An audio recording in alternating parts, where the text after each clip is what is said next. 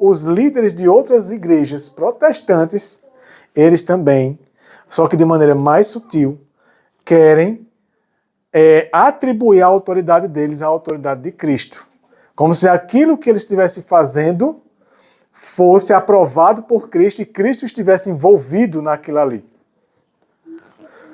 O estabelecimento de tal reino era aquilo que eu falei, né? O que desejavam os judeus ao tempo de Cristo. Teriam recebido Jesus, houvesse ele estado disposto a estabelecer um domínio temporal, impor o que consideravam como sendo leis de Deus e fazê-los os expositores de sua vontade e os instrumentos de sua autoridade. Então era isso que eles queriam, né? Mas Jesus disse: o meu reino não é deste mundo. Não quis aceitar o trono terrestre. Quando Cristo chegou a falar que o reino de Deus, sobre o reino de Deus aqui na terra, o que foi que ele falou? Ele disse que o reino de Deus estava onde? Era aqui que primeiro ele tinha que governar. Esse era o primeiro passo, o primeiro grande problema do homem. Aqui. Por isso que ele não aceitou ser líder, governante de nenhum reino desse mundo. Porque ele sabia que a solução não era meramente exterior. Não adiantava de nada solucionar os problemas da sociedade enquanto esse problema aqui não fosse solucionado, o problema dos pecados do caráter. Veja o que ela continua dizendo: ainda não desejar todas as nações. O governo sob que Jesus viveu era corrupto e opressivo. Sempre teve, irmãos. Inclusive era romano, né? Clamavam de todo lado os abusos, extorsões, intolerância e abusivas crueldades. Sempre teve. Não obstante, o Salvador não tentou nenhuma reforma civil.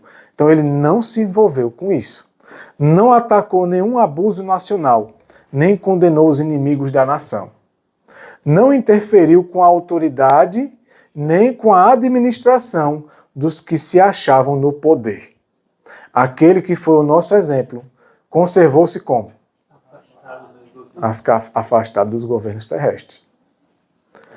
Você vê que ela diz assim, aquele que era nosso exemplo. E aí ela diz aqui, ó, não porque fosse indiferente às misérias do homem, mas porque o remédio, a cura para a humanidade, o problema da humanidade, não residia em medidas o quê? Meramente humanas e externas. E hoje, o quanto que nós confiamos em medidas meramente humanas e apenas externas? Para ser eficiente, a cura deve atingir o próprio homem, individualmente, e regenerar o quê? O coração. Então, o foco de Cristo sempre foi esse. Enquanto isso não se resolver, não adianta tentar resolver os problemas da sociedade. Não adianta. Por quê? É igual cortar a árvore por cima, o toco dela, e não tirar a raiz. Logo, logo, cresce de novo. É isso que muitos irmãos, quando se candidatam, eles acreditam, como hoje se acredita, que medidas externas, que políticas públicas resolvem problemas de comunidades, de cidades, de estados. E a Bíblia e o Senhor incansavelmente diz que não é verdade. Isso. Não é possível Isso. mudar dessa forma. Mas irmãos continuam insistindo e acreditando que é desse jeito que vai ser possível. Isso. Criando esperança, com expectativas nessas coisas. Você vê que o Espírito de Profecia diz que, e a Bíblia também, que os salvos, eu não sei dizer a você agora, mas acredito que alguns de vocês possam saber com mais detalhes, mas se são só os 144 mil, ou de todos os salvos de todas as eras, eles vão governar lugares, mundos, né? Mas isso quando? Primeiro, eles forem governados totalmente por Deus. Quando eles entregarem sua consciência, sua mente e seu coração, sua vida, seu tudo, para ser somente de Deus, do governo de Deus. Aí sim, eles serão capacitados e de confiança para governar. Enquanto isso, é o que a irmã falou aí. Ainda não desejado. não pelas decisões dos tribunais e conselhos, nem pelas assembleias legislativas, nem pelo patrocínio dos grandes do mundo, há de estabelecer-se o reino de Cristo, mas pela implantação de sua natureza na humanidade, ou seja, participação da natureza divina, né? Mediante a operação do Espírito Santo. Essa é a obra da justiça pela fé. Amém, Senhor. Aí está o único poder capaz de erguer a humanidade. Então, essas coisas que a irmã citou e que a gente tem aprendido que são coisas que tentam resolver, já se tenta, até hoje nunca resolveu. A única solução está em Cristo e na justiça dele em nós. Amém. E o instrumento humano para a realização dessa obra é o quê?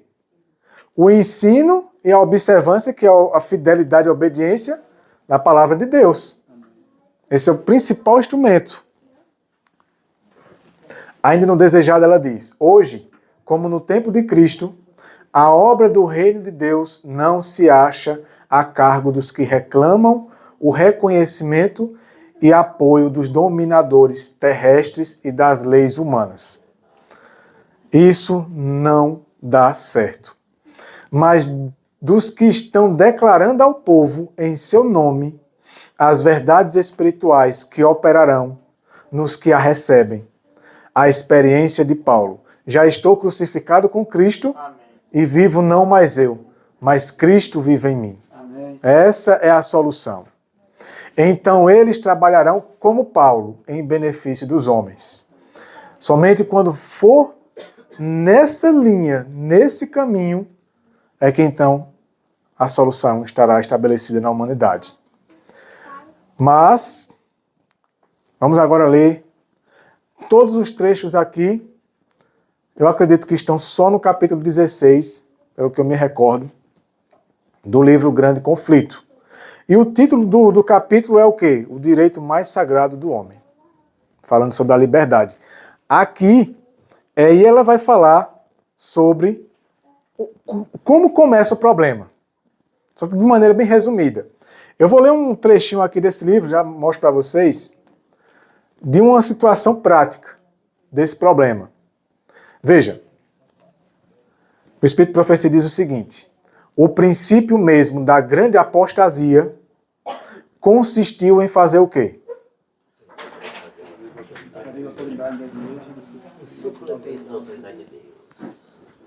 Olha o princípio. Isso lá, isso assim, desde a época dos judeus acontecia, né? Desde a época dos judeus. Mas aí você pega, a igreja foi purificada por Cristo e ali a fé dos apóstolos por alguns anos. Aí morrem os apóstolos, passa-se alguns anos, aí começa. E aí vem o envolvimento com Roma. E essa apostasia aqui, que começou ali com Roma, quando então Constantino se envolve com o cristianismo, foi em fazer da autoridade da igreja um suplemento. O que é um suplemento, irmãos? Alguém saberia dizer? Isso. Então, fazendo um suplemento da autoridade da igreja, um suplemento à autoridade de Deus, qual é o resultado? Roma começou por ordenar o que Deus não tinha proibido, ou seja, impor aquilo que Deus nunca pediu para os fiéis fazer, e acabou por proibir o que Deus havia explicitamente ordenado. Inversão de valores. Né? O que a revelação lá em Isaías fala, fazendo do bem mal e do mal bem. Esse é o problema. Aí começa o princípio da grande apostasia. A partir do momento que é dado essa autoridade a qualquer igreja, o problema sempre será o mesmo. E aí ela continua. A igreja, apoiada pela autoridade civil, aí já foi quando a igreja começou a se envolver com o poder civil. Não permitia opiniões contrárias às suas formas, seus ritos, seus dogmas, seu credo. Então, com o poder civil, eles conseguiam punir. Isso é tudo que o papado almeja hoje de novo, né? E aí, a assistência, olha como era, irmãos. A assistência aos cultos era exigido por lei. Você já pensou? Você tem que pagar, tem que contribuir com um culto que você sabe que é pagão, que é contrário ao culto verdadeiro a Deus. Era exigido por lei. Por quê? Porque deram o direito ao poder civil a unir a igreja e a trabalhar com a religião no governo. E proibiam-se as assembleias para culto que não tivesse autorização, sob a pena de encarceramento, exílio e morte. Ou seja, uma reunião como essa aqui não era permitida nesse tempo, por lei. Eles não autorizavam. Ainda existe isso, só que de maneira bem branda, né? Como não tem o poder civil para se recorrer à lei civil, nada acontece. Apenas ameaças, difamação, depreciação, exclusão e essas coisas. Mas aqui era mais pesado. Tudo aqui é o grande conflito. A partir daqui a gente só vai ler grande conflito. Foi o desejo de liberdade de consciência, olha só, que inspirou os peregrinos a enfrentar os perigos da longa jornada através do mar, a suportar as agruras e riscos das selvas e lançar, com a bênção de Deus, nas praias da América do Norte, o fundamento de uma poderosa nação. Entretanto, isso é muito interessante, esse relato aqui. Sinceros e tementes a Deus como eram, os peregrinos não compreendiam ainda o grande princípio da liberdade religiosa. Irmãos, isso é muito interessante. Você já leu, com certeza a maioria aqui, se não todos, já leu esse livro, O Grande Conflito. Mas talvez dentro desse contexto geral da liberdade religiosa você nunca tenha parado para pensar. Os protestantes, os reformadores, eles fogem da Europa e encontram a América do Norte ali livre, para eles poderem ali agora formar uma nova nação. De pessoas o quê? Livres para adorar a Deus de acordo com a sua consciência na palavra.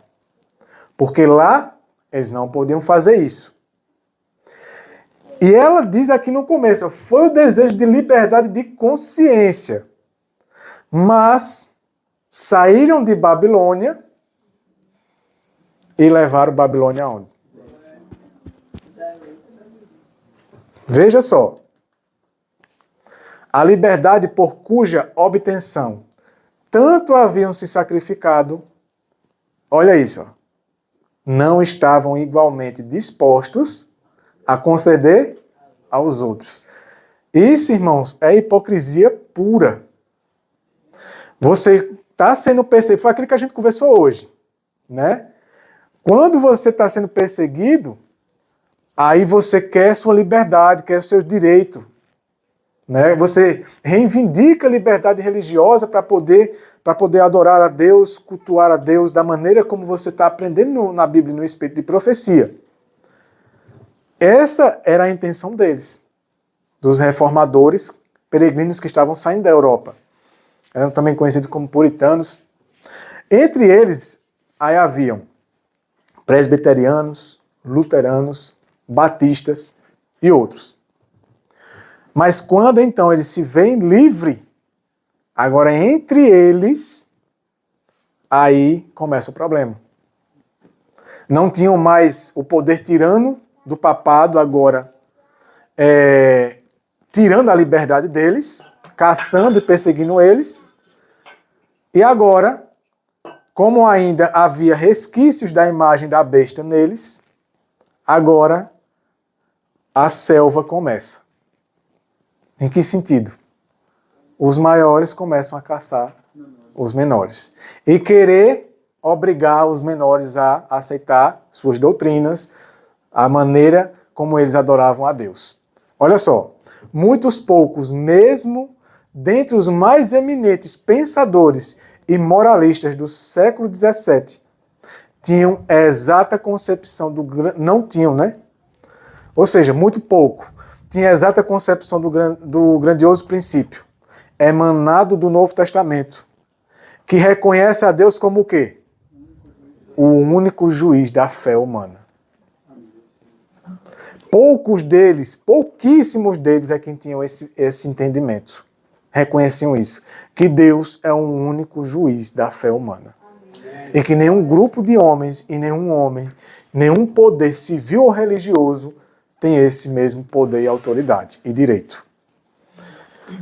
Por conta disso, não ter esse senso, a doutrina de que Deus confiara o direito, Deus confiara à igreja o direito de reger a consciência e de definir e punir a heresia, é o quê?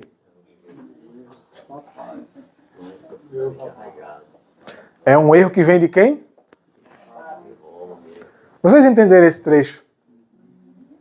A doutrina de que Deus confiara, ou seja, Deus não confiou à igreja o direito de reger. Você já foi numa orquestra, ou já assistiu? Provavelmente a gente pode ter visto no YouTube o maestro, ele regendo a orquestra, né? O que ele faz? Eles estão lendo ali e eles sabem as notas que devem executar. Ali ele está regendo. Então eles não tocam aleatoriamente o que eles querem. Eles obedecem o maestro, a regência dele. Então, Deus não deu esse direito à igreja nenhuma, aqui está falando de qualquer igreja, de reger a consciência, de ditar a consciência dos membros. E ainda mais isso aqui, ó, definir e punir a heresia. Como se define o que é uma heresia? Se criando um credo. Aqui é a nossa crença. O contrário disso aqui é heresia. E aí a gente faz o quê? Pune. Uhum. Exatamente. Eu vou ler uma história para vocês aqui. Bem rapidinho. São 2 páginas só. Mas antes de ler essa história, eu vou concluir esse texto, esse parágrafo. Conquanto os reformadores rejeitassem o credo de Roma, olha isso, ó, não estavam inteiramente livres de seu espírito de intolerância. Um pouco de Babilônia ainda estava no coração deles. Queriam ter a sua liberdade respeitada, mas não queriam respeitar a liberdade dos outros irmãozinhos, das outras crenças. Aqueles que pensassem diferente, que crescem diferente, que tivessem compreendido diferente deles, eram caçados. Podiam talvez não serem mortos ou torturados como Roma fazia, mas eram expulsos, depreciados. Aí ela diz, ó, as densas trevas em que, através dos longos séculos de domínio, havia o papado envolvido a cristandade inteira, não tinham sido mesmo, então, completamente dissipadas. Ainda havia trevas no coração deles, de muitos desses reformadores. Veja o problema, não sei se vocês conhecem esse livro aqui, ó, que se assentem uns teólogos. É um livro puramente protestante e reformador. Vem da editora Monte Sião, dos Menonitas. Existe um livro que vocês talvez conheçam, dessa editora aqui. Não vai estar aqui no catálogo daqui, mas é um livro que fala sobre família, que são dos anabatistas, que fala sobre educação. Por onde eu fui, eu e Viviane, nos grupos de Irmãos da Verdade Presente, toda a família tinha um livro, tinha esse livro. Lá em Minas, lá no Rio Grande do Sul, os Irmãos tudo da Verdade Presente tinham os livros deles, porque de fato são muito bons. Eles têm alguns entendimentos equivocados com relação a algumas doutrinas? Tem. Mas no que diz respeito à questão da história da Reforma Protestante, é excelente esse livro. E alguns outros livros deles. Esse livro aqui, no primeiro capítulo, conta um relato muito interessante, embora revoltante. Eu vou ler para vocês. Quem já leu vai lembrar, né? Mas quem leu e lembra, não comenta não, porque tem umas coisas aqui que quando você lê a primeira vez, você diz, não, isso aqui não é possível. Eu vou falar aqui da história de um homem chamado Kaspar Zacher. Essa história, irmãos, esse relato é real e é de 1562, poucas décadas depois de Martinho Lutero ter começado a Reforma Protestante. Então a história é o seguinte, o relato é assim, ó. Kaspar tremia de medo ao ser levado para o tribunal algemado. Ele foi pego, né? Fazendo alguma coisa errada. Olhou em volta, procurando olhares de simpatia, mas não encontrou nenhum. Em vez disso, deu de cara com vários de seus inimigos, habitantes da cidade com quem já havia discutido. Ou seja, era um homem encrenqueiro, né?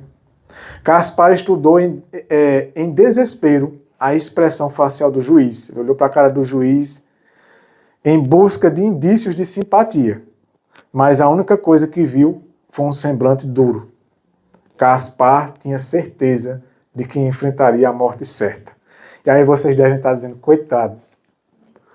Foi no ano de 1562, na cidade de Waiblingen, que é uma cidade na Alemanha, que isso aconteceu. Qual era a acusação? Heresia. Pobre Kaspar. O cenário já fora testemunhado inúmeras vezes na Europa por no mínimo 1000 anos. A maioria desses julgamentos contra a heresia era feito por quem? E vocês acham que Kaspar estava num tribunal de qual igreja? Católica, né? A maioria desses julgamentos contra a heresia até então foram realizados pelas autoridades católicas romanas. No entanto, as autoridades que Kaspar enfrentou eram luteranas. Os tempos haviam mudado, mas a natureza da cristandade não. Kaspar mal conseguia conter a tremedeira, o pobre. Quando chegou sua vez de comparecer diante do juiz, as acusações foram lidas. Ele era acusado de heresia. Agora, preste atenção nesse detalhe. Qual era a heresia? Mais especificamente de pertencer a um grupo conhecido como os anabatistas. Eles eram um outro grupo de reformadores que tinham aprendido sobre a questão do batismo por imersão. E os luteranos não tinham chegado a essa conclusão ainda com relação ao batismo. Eles batizavam ainda jogando a água na cabeça. Mas o problema não é esse. O problema é que só o fato desse homem ser acusado de pertencer aos anabatistas, ele estava num tribunal religioso dos luteranos, sendo acusado de ser um herege. Só porque não estavam nem dizendo o que ele cria, como ele acreditava, o que ele estava ensinando, não. Só o fato dele pertencer a esse grupo, os anabatistas. Quando lhe deram a oportunidade de apresentar sua defesa, o que foi que Kaspar fez? Negou com toda a ênfase a alegação. Kaspar negou que não pertence a esse povo, não. A esse grupinho aí de hereges, não. Aí Kaspar disse isso aqui, ó, sou um bom luterano. Protestou ele. Nunca tive nada que ver com essas pessoas repugnantes. Então as autoridades apresentaram a causa contra Kaspar. Agora começam a vir os acusadores. Um a um, vários dos habitantes da cidade subiram à tribuna e testemunharam contra ele. Irmãos, preste atenção nas acusações. Várias pessoas o descreveram como um homem invejoso, sempre cobiçando o que os outros tinham. Isso era o povo da população que vinha falar isso dele. Quase todas as testemunhas disseram que Kaspar era extremamente brigão. Era um homem que vivia brigando, entrando em discussões e disputas frequentes com os outros. Isso era a população toda dizendo dele, viu? destacaram que o haviam ouvido xingar em público diversas vezes, chamando palavrão no meio do povo. Algumas testemunhas relataram que ele quase sempre levava uma faca ou espada consigo quando saía de casa. A cidade inteira o odiava.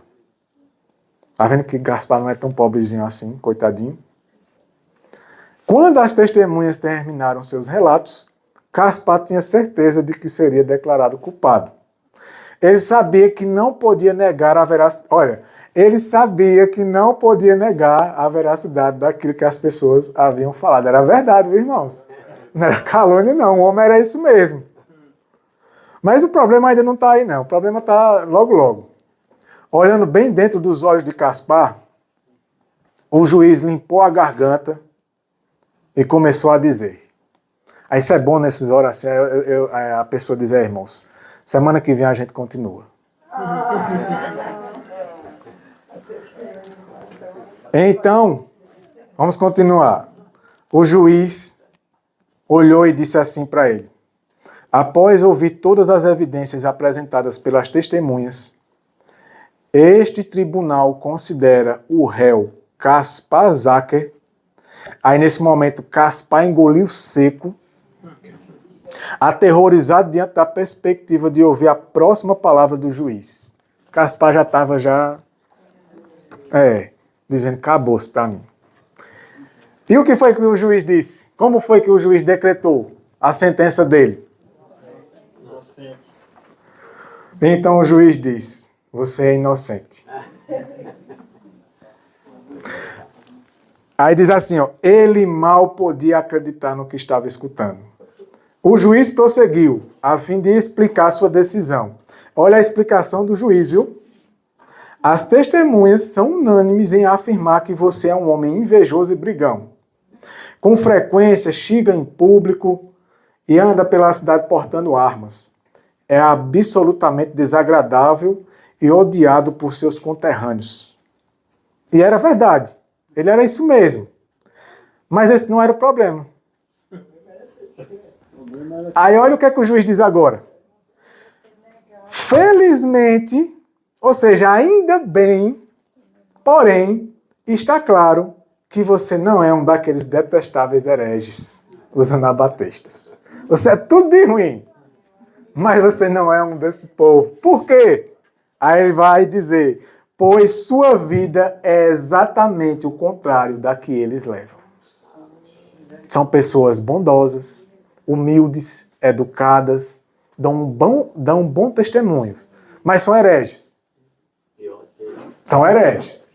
Tem um bom comportamento, gente simples, muito amorável, muito pacífica, mas são hereges. Por quê? Porque não aceita o credo dos luteranos. Não aceita a crença dos luteranos. Creem diferente, são hereges. São dissidentes, pois sua vida é exatamente o contrário do... eles nunca... Olha só o que o juiz fala. Os anabatistas nunca o aceitariam. Você não tinha condições de fazer parte desse, porque você é demais também. É um delinquente.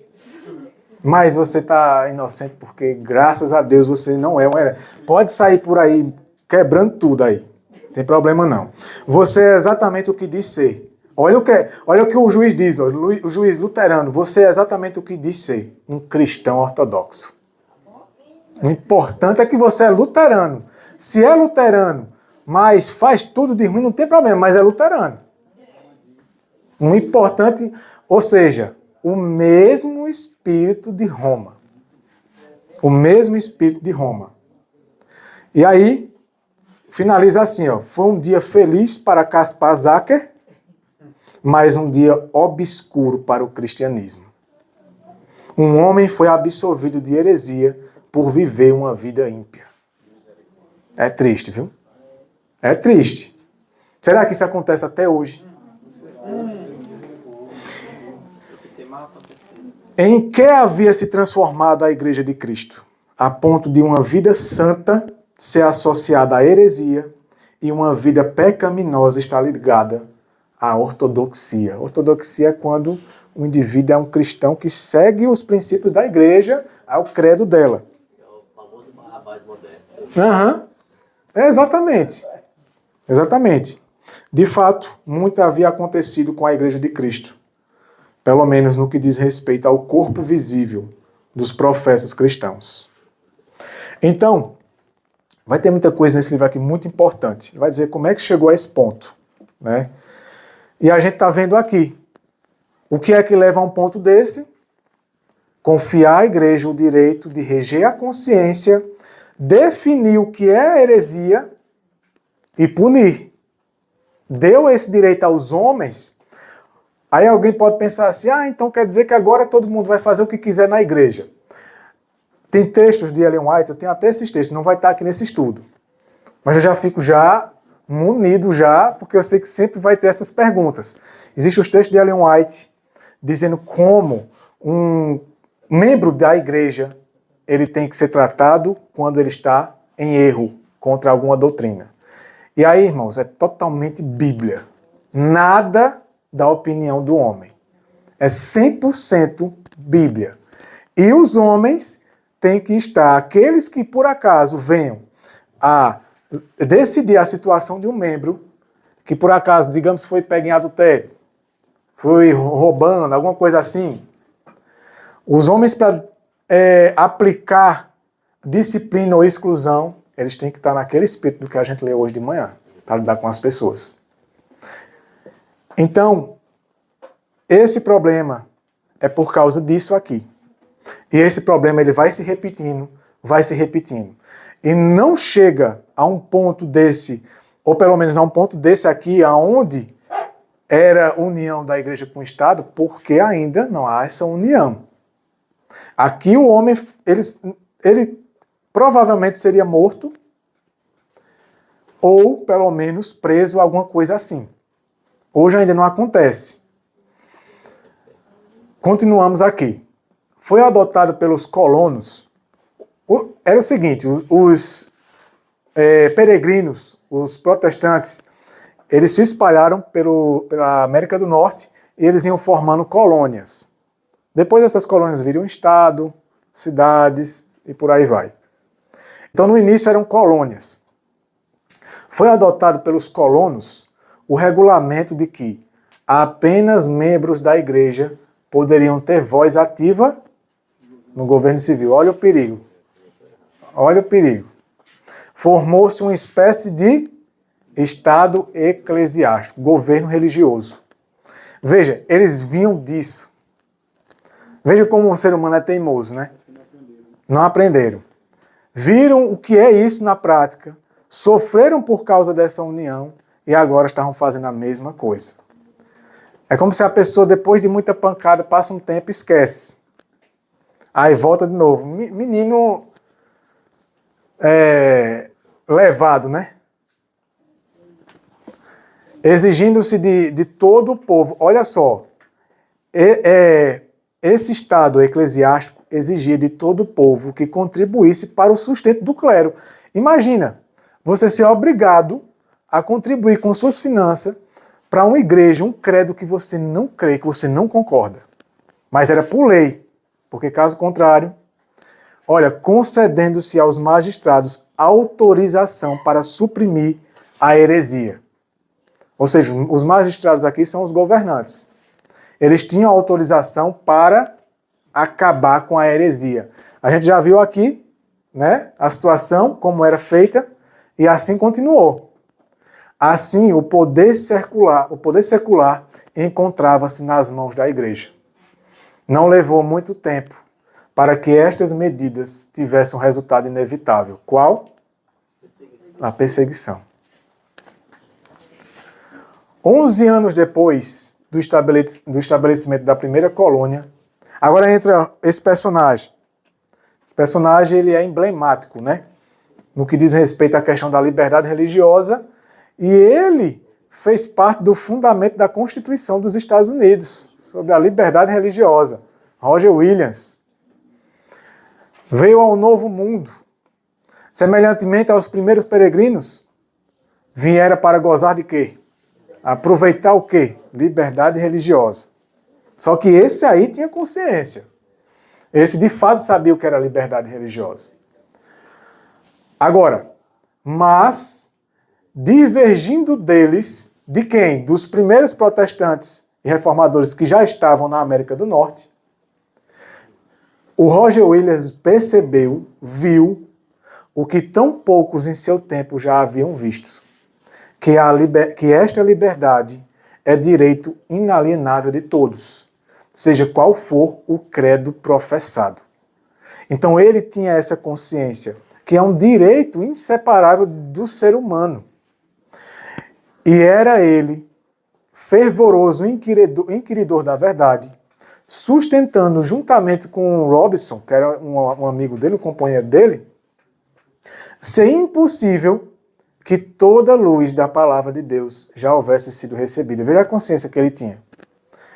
Ele tinha a consciência de que, olha, nós não temos ainda toda a luz. Nós não podemos fixar as estacas e dizer, pronto, a crença é essa e acabou. Porque a luz, ela é o quê?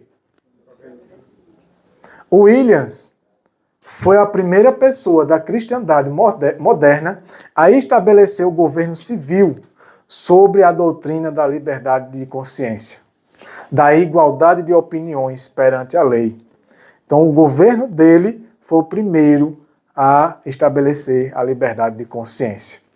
É muito importante a questão da história dele, como ele viveu tudo isso. Roger Williams declarou seu dever do magistrado, ou seja, do governo, restringir o crime, mas nunca dominar a consciência. Ao poder civil, Deus deu o direito de restringir o crime, mas não a religião. Não se envolver com religião e não dominar a consciência dos outros. O público ou os magistrados podem decidir, disse Roger Williams, né? O que é devido de homem para homem. Mas quando tentam prescrever os deveres do homem para com Deus, estão fora de seu lugar e não poderá haver segurança. Então ele já tinha essa consciência. Ele sabia que se o governo tentasse se envolver e ditar como tem que ser a religião do povo e o que o povo tem que praticar no que diz respeito à religião, não haveria segurança. Pois é claro que se o magistrado tem esse poder, olha, isso aqui é muito importante, pode decretar um conjunto de opiniões ou crenças hoje e amanhã outro. Aí forma-se um conjunto de crenças. Aí daqui a 5, 10, 15 anos muda. Por que mudou? Porque o primeiro foi feito por quem? Por homens. E aí Satanás trabalha. E daqui a pouco, passa-se o tempo, vão dando as rédeas soltas a algumas coisas, vão se permitindo, vai se introduzindo homens não convertidos e que tem muita conversa, que tem muita lábia, e vão influenciando os homens que eram fiéis vão morrendo, e vão ficando aqueles que não eram tão firmes quanto aqueles outros. E aí então, um conjunto de crenças se crê de um jeito hoje, daqui a alguns anos já se crê de outro jeito. E quando muda para pior. Começa a extrair informações que antes era crida e agora já não é mais. Por quê? Porque isso aqui é heresia. E quem determinou que isso é heresia? O homem. Por isso ele disse, isso é um problema. Porque o homem ele é inconstante, Deus não. Você vê que a palavra de Deus ela não se atualiza. Ela continua a mesma. Inalterada. O espírito de profecia é a lupa, é o comentário bíblico de Deus, explicando ali tudo. Mas é inspirado por quem? Pelo próprio Deus. É muito diferente.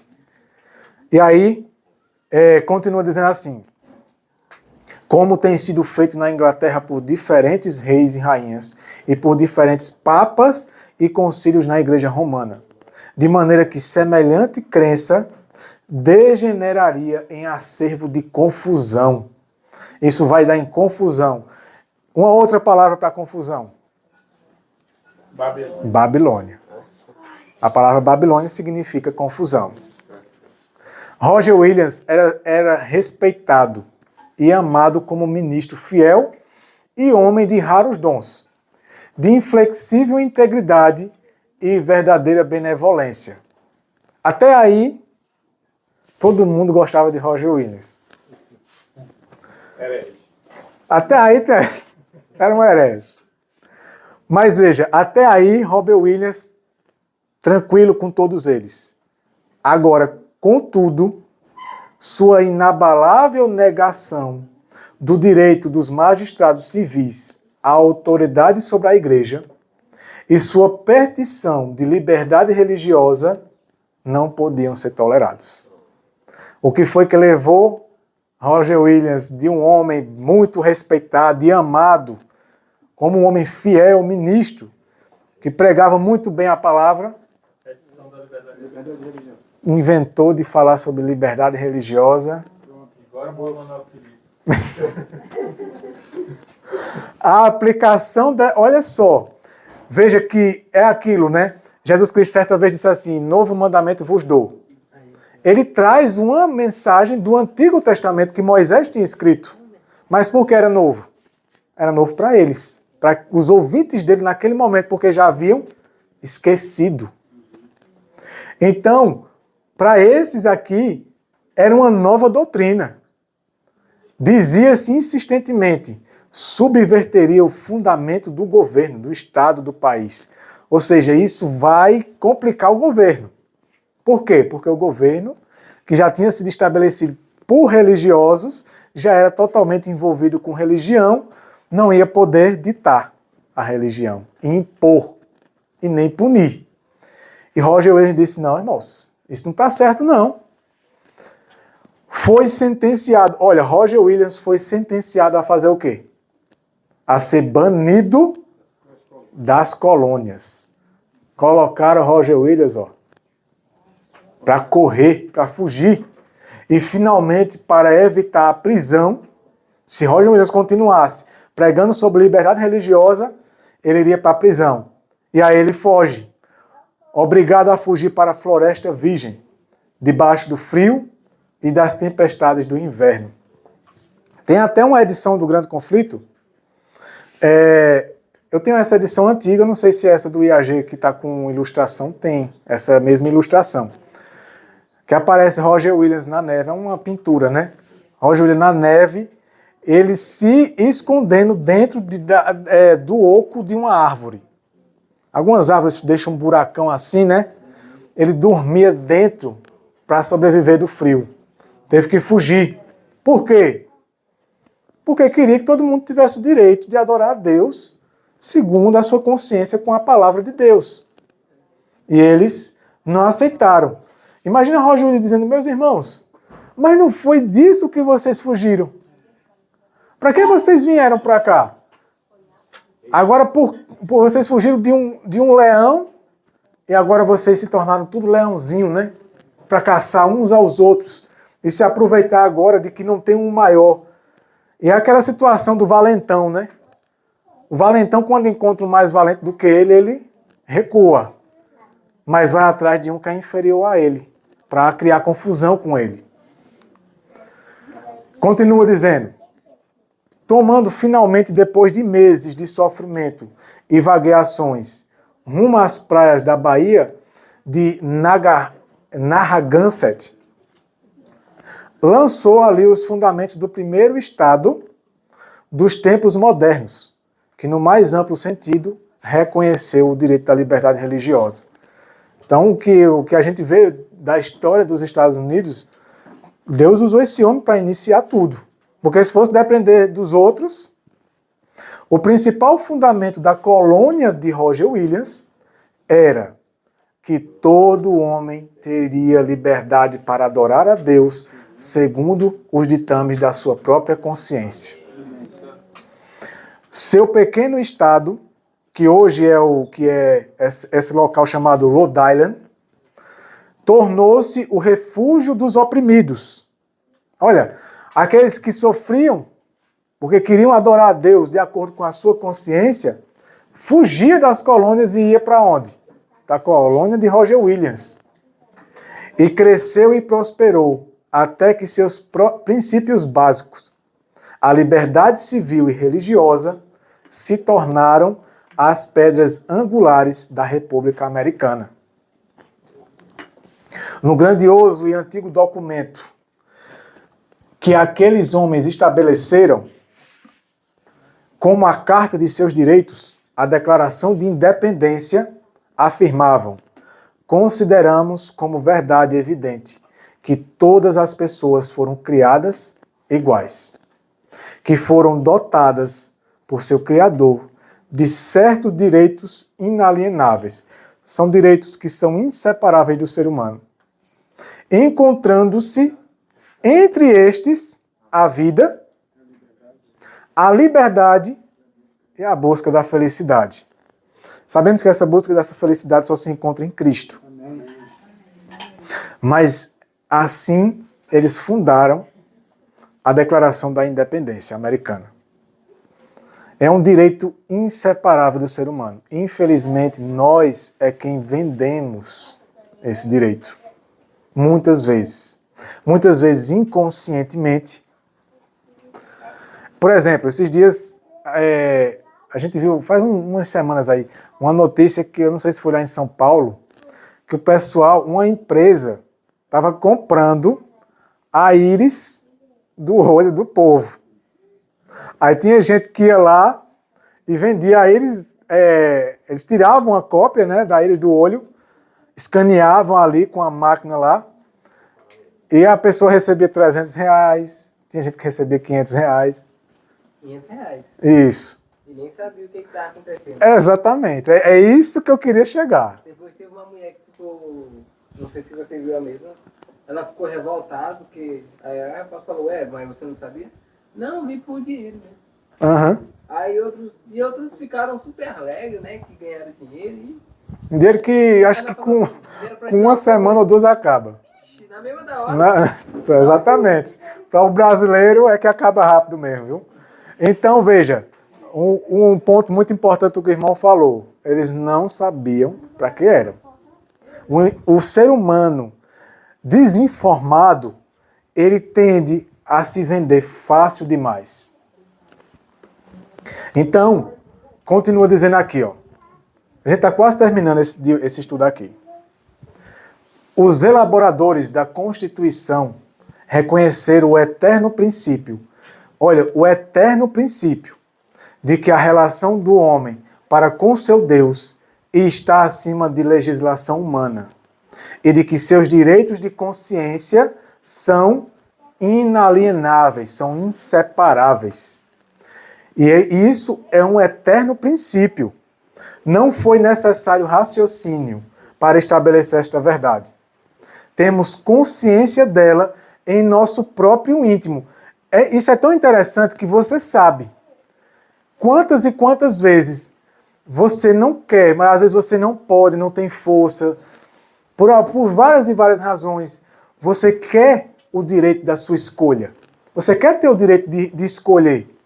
E às vezes você está sendo oprimido, está sofrendo opressão, está sofrendo pressão, está muitas vezes sofrendo ameaças, mas você queria ter a liberdade de dizer não.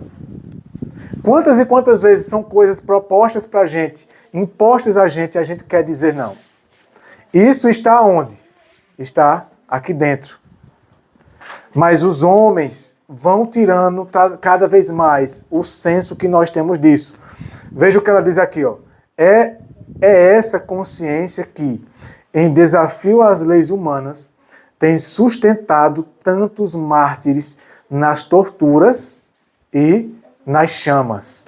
Aquilo que a gente leu no primeiro estudo. É por conta dessa consciência que muitos homens foram para a fogueira, foram para a tortura e se mantiveram firmes. Porque eles sabem que é um direito do homem e que nós não devemos abrir mão disso. Porque quando a gente vende isso, é o mesmo que vender sua alma ao diabo. Sentiam que seu dever para com Deus era superior às ordenanças humanas.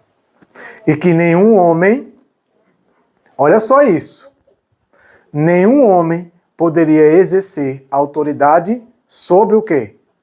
Sobre sua consciência. Espírito de profecia, irmãos. É um princípio inato que nada pode desarraigar. Nenhum homem tem direito de autoridade sobre a nossa consciência. É a gente quem dá esse direito. O regulamento adotado pelos primeiros colonos, permitindo apenas... Agora a gente volta para aquela situação lá do início. E agora ela vai comentar como um sério problema. Permitindo que apenas os membros da igreja, votar ou ocupar cargos no governo civil, teve os mais perniciosos resultados. Veja que interessante. Por quê? Esta medida foi aceita como meio para preservar a pureza do Estado, mas resultou na corrupção da igreja. Pensaram, bom, para manter a pureza e manter tudo em ordem no nosso Estado, vamos fazer com que apenas pessoas religiosas exerçam cargos no governo. E aí, o Estado vai ser uma paz, vai ser uma bênção, vai ser um paraíso. Aí ela continua dizendo, estipulando-se o professar religião como condição para o sufrágio e para o exercício de cargos públicos, ou seja, você tinha que professar ser religioso, pertencer a uma religião e, se possível, até ter um cargo nessa religião. Muitos, olha o que acontecia, muitos influenciados apenas pelo quê? Por motivos de conveniência mundana, uniram-se à igreja sem mudança de coração. Qual é a lógica aqui? Bom, se para mim fazer parte do governo eu tenho que ser religioso, eu corrupto, pensando nisso aqui, poder, ostentação, força, autoridade, respeito, então a única alternativa é o quê? Eu nem gosto, nem quero, nem é pela religião, nem por Deus, mas já que só um religioso pode entrar no governo, então eu vou até as igrejas e vou me fazer de alguém interessado a me converter àquela igreja ali. Então, me batize. Eu aceito a fé, eu aceito Jesus Cristo. Por quê? Porque era uma pessoa com outras intenções. Esse era um dos problemas de deixar com que a igreja ela se una ao governo. E aí os governadores, mesmo não querendo saber dos princípios da Bíblia, eles se afiliam às igrejas para poder... É um caminho, né? É um meio. Isso. Assim, as igrejas vieram a compor-se em considerável proporção de pessoas não convertidas, porque elas não iam atrás da conversão, elas iam atrás do poder. E mesmo no ministério, ou seja, no ministério da igreja, né, na liderança, havia os que não somente mantinham erros doutrinários, mas que eram ignorantes acerca do poder renovador do Espírito Santo na sua vida. Assim, novamente, se demonstraram os maus resultados, tantas vezes testemunhados na história da igreja, desde os dias de Constantino até o presente, de procurar edificar a igreja com o auxílio do governo, apelando para o poder temporal em apoio do evangelho, daquele que declarou: meu reino não é deste mundo. Não vim para me envolver com os reinos deste mundo. E meus seguidores também não devem. A união da igreja com o Estado, olha só, não importa quão fraca pode ser isso aqui, irmãos. Começa assim. É como um tumor. Se não acabar com aquilo ali, vai aumentar. Não importa quão fraca possa ser. Conquanto pareça levar o mundo mais perto da igreja, ou seja, agora um governo falando muito de religião, agora as pessoas vão ser atraídas, né, para a religião, para Cristo. acontece o contrário. Não leva em realidade, senão a igreja para onde? Mais perto do mundo. Acontece o efeito contrário. Sempre foi e sempre será. E isso começa como? Dando aos líderes das igrejas a autoridade de definir o que é heresia, de punir e de reger, de controlar a consciência, a religião e a fé dos membros. Começa daí. Por quê? Raciocine. Os líderes da igreja querem controlar a religião dos membros. Vamos inventar uma igreja qualquer aqui. Não vou dar nome de igreja. Isso porque isso é para qualquer igreja. Os membros não se submetem.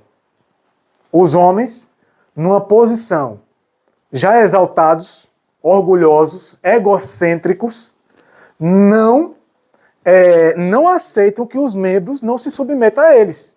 Como assim? Eu é que sou estudioso. Eu é que tenho a autoridade de interpretar a Bíblia. A mim me foi dada a autoridade. Eu é quem sei o que é a verdade. E você não quer se submeter? Quando eles não conseguem pelas ameaças, então começam as ameaças. E não surte efeito com ameaças de palavras, de disciplina, de exclusão. O que é que resta para que aqueles membros, aqueles líderes daquelas igrejas possam, então, conseguir o resultado que eles querem? Bom, a boca não está dando certo, não. A ameaça não está dando certo, não. Precisamos de poder. Precisamos de poder para poder punir esses homens, esses hereges. E aonde eles vão encontrar esse poder? Governo civil. Porque agora... você não crê, não? Assim? Você não aceita essa crença? Então você vai ser preso. Aí a coisa muda. Aí a população fica mais... Exatamente. Essa semana, irmão, um irmão da igreja mandou um comentário, né? De um outro irmão. É aqueles áudios que passa de um para outro. Sim. Aí ele disse assim, como é que pode um aluno ser mais sábio do que o professor? Ele se achou. Um outro lá, né? Mas não era líder não, era um jovem. Né? Então isso é passado também para os membros. Esse espírito de autoritarismo, de achar que egocêntrico. O professor, o aluno deve saber mais que ele. É. Ele começou agora. E isso aí é a mentalidade jesuíta. Isso. Que eles implantam nas escolas públicas e particulares de que o aluno não pode questionar o mestre. Não pode. Se você já fez isso em alguma vez na sua vida, na escola, se é que você já teve coragem de fazer, né? Você vê como os homens se armam, né? Se armam. Como assim? É exatamente isso. Como assim um aluno querendo saber mais do que o mestre? Mais do que o professor? Eu sou a autoridade. Aí, irmãos, começa daí. O próprio nome aluno já diz muita coisa, porque A é não, né? É sem. E luno é luz. Então, sem luz. Tá vendo? O próprio nome aluno já é sem luz, é um ser sem luz. Que depende para receber luz de outro. Exatamente. E a gente na ignorância, né? Eu não trouxe aqui, mas vocês sabem o que significa a palavra heresia? A palavra herege vem de heresia. Quem falou isso da última vez que a gente teve uma live com ele foi o Cameron. Eu não sabia. E aí quando ele mostrou no dicionário, aí eu fui pesquisar. Ele mostrou no dicionário católico. E aí eu fui ver também no grego. Porque essa palavra também é usada na Bíblia. E a palavra grega usada na Bíblia é a palavra aereses. Sabe o que significa? Direito de escolha. Escolher. Quem foi que usou a primeira vez essa palavra de maneira pejorativa, negativa? Roma. Roma. Vocês não podem pensar ter o direito de escolher. Nós é quem pensamos por vocês. O seu pensamento, a sua consciência está terceirizada, monopolizada pelo clero, pelos eclesiásticos. Então Roma chamava eles de herege, aqueles que têm o direito querem ter o direito de pensar, de escolher. Mas isso é inseparável do homem, é inalienável. Exatamente. Inclusive, os cristãos eram chamados de quê? Hereges. A palavra seita, não tem quando Paulo diz assim, essa é o caminho que vocês chamam de seita, eu pertenço, tenho orgulho de dizer que pertenço a eles. Quando Paulo usa ali a palavra seita, é a palavra aereses. Porque significa aqueles que pensam diferente, que têm o direito de escolher e de pensar diferente. É um direito do ser humano. Então a gente encerra esse estudo por aqui. Oremos. Senhor Deus eterno, em nome do Senhor Jesus Cristo, Amém. mais uma vez rogamos ao Senhor. Amém. Infinitamente gratos por tudo isso que o Senhor está nos ensinando. Não é fácil para a gente. O Senhor sabe que muitas vezes o nosso eu, nossa carne reluta. Nossa carne luta contra o Espírito. O Espírito apela à nossa consciência, mas nós não queremos isso para a gente. Porque sabemos que muitos problemas virão.